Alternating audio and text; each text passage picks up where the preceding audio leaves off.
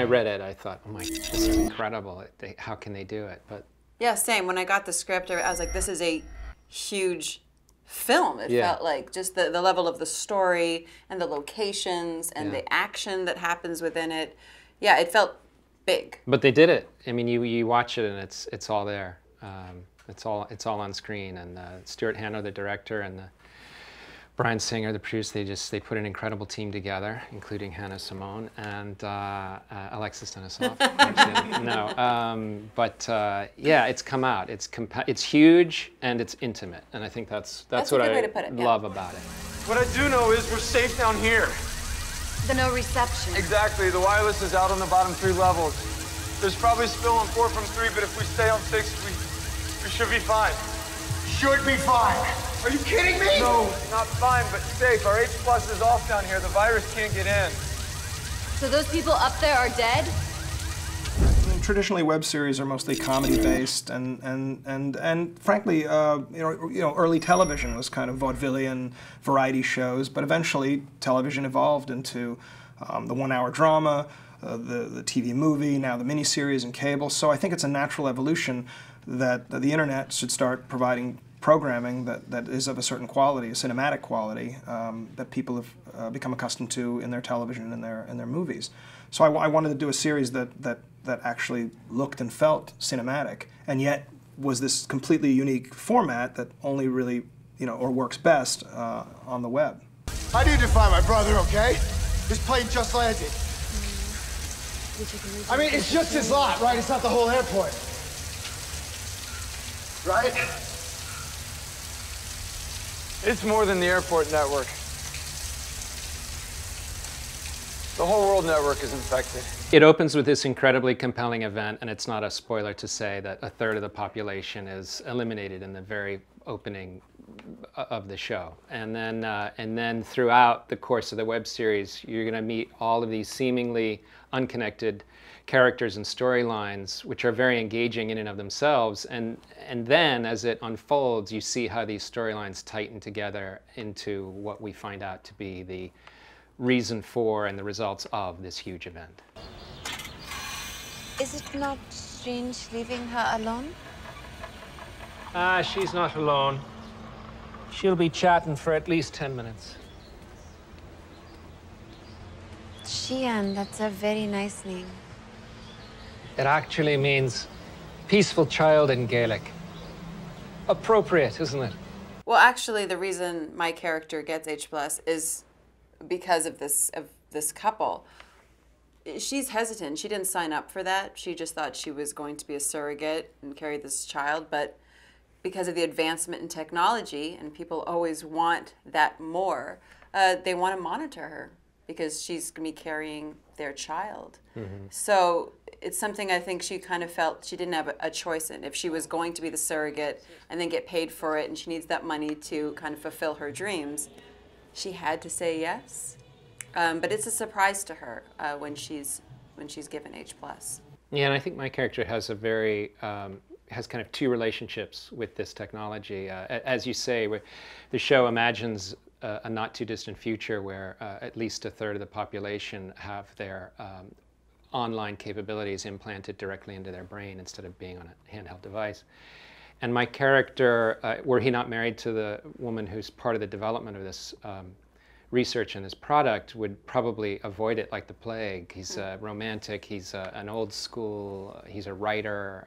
I mean, I think he's a throwback to sort of an age before technology.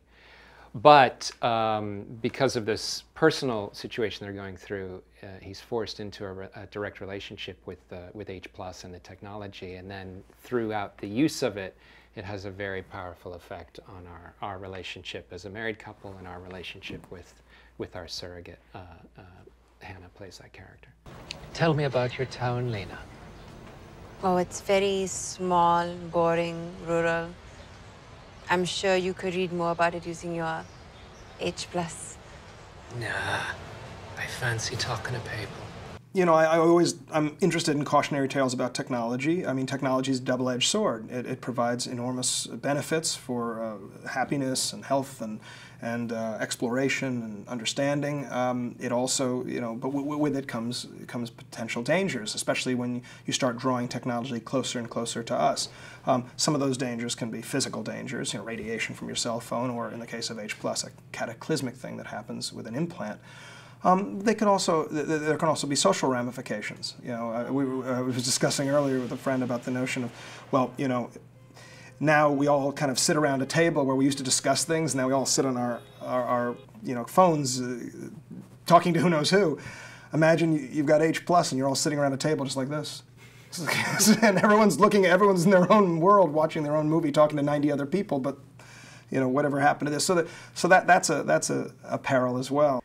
I mean, that's kind of the crux of our storyline in a way, isn't it? Is that kind of what is the nature, how does a relationship develop, and what's the nature in a way of infidelity? Because, you know, we become very interested in each other through the use of this technology, but and in a delicate kind of, I think, tender way, it's explored, but it does ask some really, I think, great questions about that subject. You know, do the bodies have to be together? Can it just be the minds? Can it just be the hearts? I mean, these are the things that I think are threading through our storyline. That's what I thought was really interesting, because you know what they're doing is crossing a line, I feel. But really, when you look at their conversations that they have and they show in the series, they really are just sharing their dreams. And I thought that was actually quite interesting, because you're like, this shouldn't be happening, but what's wrong about it?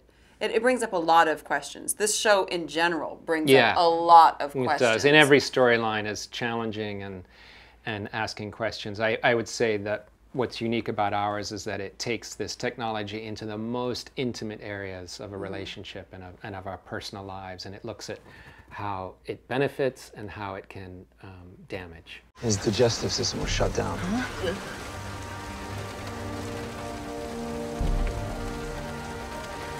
But she may have pulled him out before the virus could shut down the rest. It's a split-second process, but it's possible.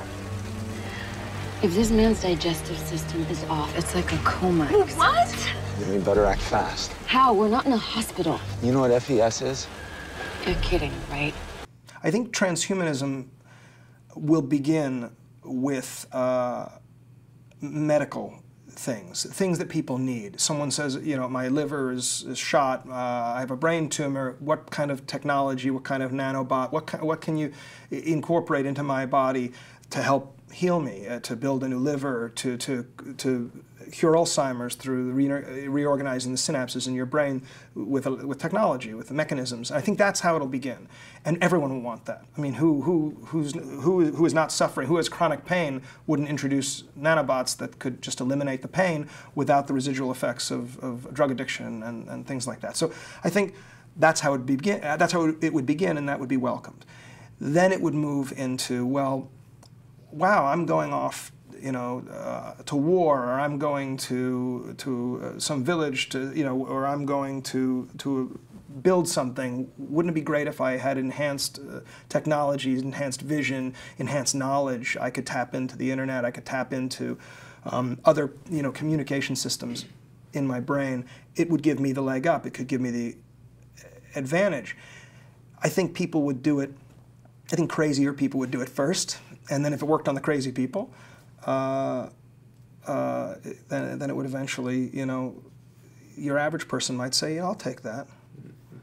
Or it'll we were just talking about nothing. I'm talking about the pornographic implications of it. There's always that. Yeah, well, it's the first adopters. Oh yeah, the movies, the flip books, yes. the internet. Yeah, so yeah, imagine, you know, imagine if you had H+, you could turn a audio-visual experience into a audio-visual sensory experience, and a lot of lonely people might welcome that.